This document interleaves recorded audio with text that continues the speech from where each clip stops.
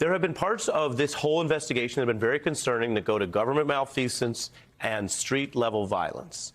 Today is different because when you get down to what does a government have, what does a legitimate government have, when you go to political science class day one, it's a monopoly on violence. Right. And we are seeing how the plan that Donald Trump had was to take himself and his guards, who still protect him personally, to bring his people with guns to the Capitol.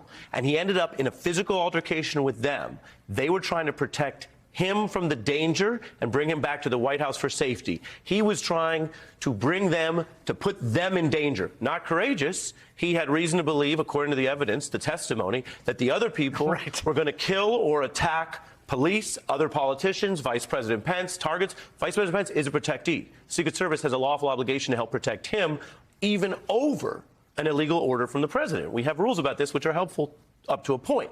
And so the fact that we have now, for the first time, as far as I see it, under oath, had Trump aides put under oath, that we got to that point that you have seen in other countries where coups are physically practiced, where there are guns on both sides. That's a terrible place to be. It is what Donald Trump wanted. It is why he went for, the word of the day is clavicle. It's why he went for the clavicle, the throat of an agent who risked his own life for Trump over who was going to bring guns to the Capitol. And that's why it's so bad legally for criminal culpability for Trump. And I will just say, Lawrence made the excellent point moments ago when we were talking about Trump insisting that it was okay that the people were armed, that the mob was armed, because they didn't, they were going to hurt him. They weren't out to hurt him. Lawrence, I just want to invite you, now that we're back on TV and not just talking in the commercial break, to make the point that you made about what talking point that kills for these guys. Well, certainly this thing that they tried for a while, and they still do to some extent, it was Antifa. There are people who still say that. Okay?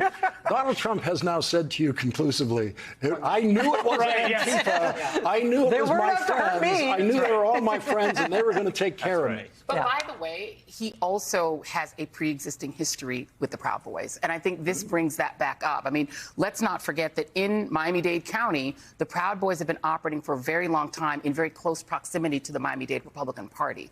They are the same group that didn't physically attack, but certainly physically menaced the Speaker of the House a couple of years ago. They now essentially run the Miami-Dade Republican Party. Enrique Tarrio, who's the head of the Proud Boys, was in the White House before as a guest, has been a sort of presidential guest in proximity, maybe not meeting with Trump. He was the head of Latinos for Trump.